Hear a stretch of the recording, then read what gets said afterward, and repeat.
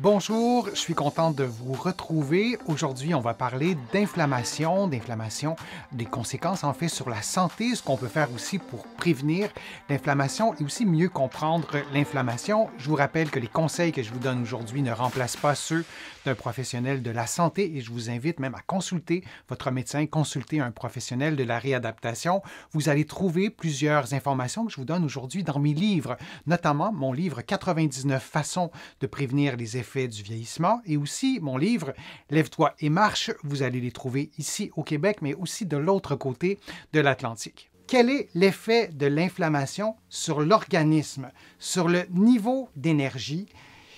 J'adore cette question qui m'est pas souvent posée. Et je pense que si on se la posait souvent, plus souvent, où on avait la réponse, ça nous permettrait de comprendre certains éléments et peut-être de plus prendre soin de notre santé aussi. L'inflammation, c'est une réaction du corps pour se défendre, par exemple, d'une entorse à la cheville. On aura de l'inflammation. Après quelques heures, on verra, par exemple, de l'édème. Ça peut être aussi lié à de l'arthrite. Et là, j'ai volontairement placé une photo d'une enfant qui a de l'arthrite rhumatoïde traitée, et je l'ai fait beaucoup, traiter des enfants qui ont un problème de polyarthrite. Parfois, on ne connaît pas la cause. Bien, les enfants arrivent en cabinet et le genou est gonflé depuis le matin même. Et c'est de l'inflammation rapide, fulgurante. Et parfois, c'est cyclique. Ça arrive quelques fois par année. Bon, c'est un long sujet, mais ça touche aussi les enfants. Quels sont les effets sur le corps, sur la fatigue? Est-ce qu'il y en a? Maladie de Crohn, c'est l'inflammation chronique du système digestif, pour le dire de façon très, très rapide avec des poussées.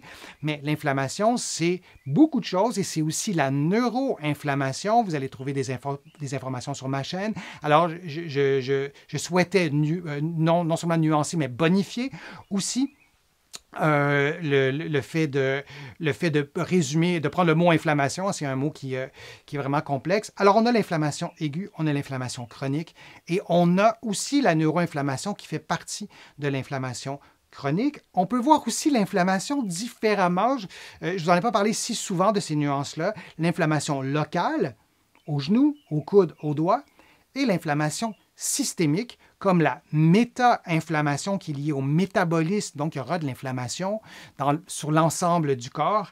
Alors, il y a l'inflammation systémique et aussi l'inflammation locale. Et il y a l'inflammation de bas grade, qui est légère. Hein, c'est une petite inflammation, mais qui est chronique, qui est systémique.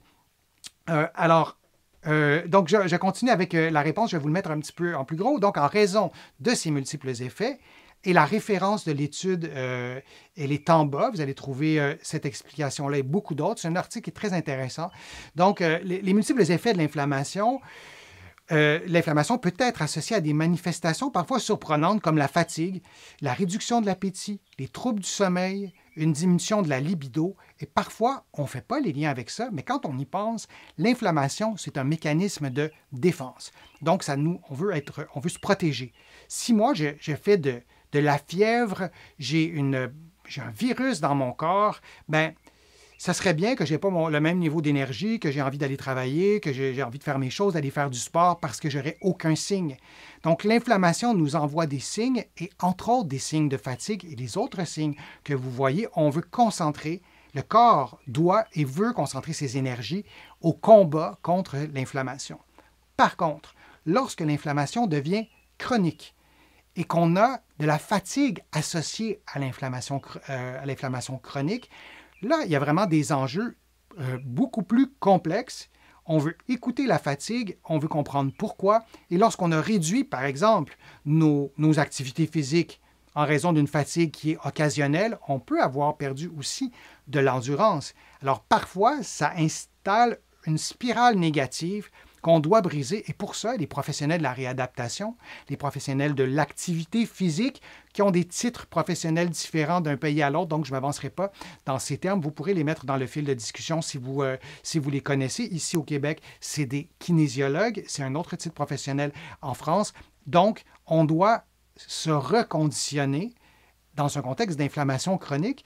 Et il y a aussi Le diagnostic, je le dis très brièvement, c'est celui qui est le plus connu, le syndrome de fatigue chronique. Alors là, c'est d'autres enjeux. On doit aussi consulter pour avoir les bonnes stratégies pour pouvoir prendre soin de sa santé.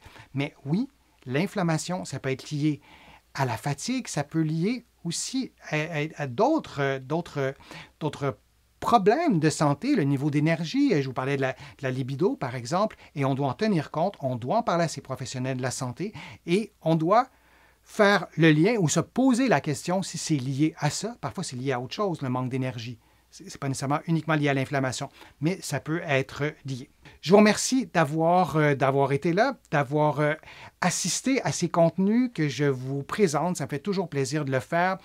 Vous pouvez contribuer à mes plateformes. Vous le savez, vos contributions sont essentielles à la survie de mes plateformes et ça me fait plaisir de vous présenter ces contenus. Vous pouvez contribuer en cliquant sur le petit cœur sur YouTube. Dans plusieurs pays, en tout cas, on peut le faire. Ce n'est pas universel.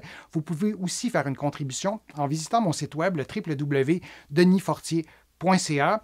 Vous allez aussi pouvoir vous abonner gratuitement à l'infolettre sur mon site web et aussi à des courriels thématiques qui vous donnent des informations par courriel sur des sujets précis. Tout ça est gratuit, évidemment, et vous allez pouvoir, dans mes livres, trouver beaucoup d'informations sur différents sujets, mais entre autres sur l'inflammation, sur des stratégies pour diminuer l'inflammation, dans mes livres qui sont partout au Canada, en librairie et sur le web, et aussi de l'autre côté de l'Atlantique, j'ai le bonheur que mes livres soient publiés et diffusés aussi en France et ailleurs. Donc, vous allez pouvoir les trouver de ce côté-là.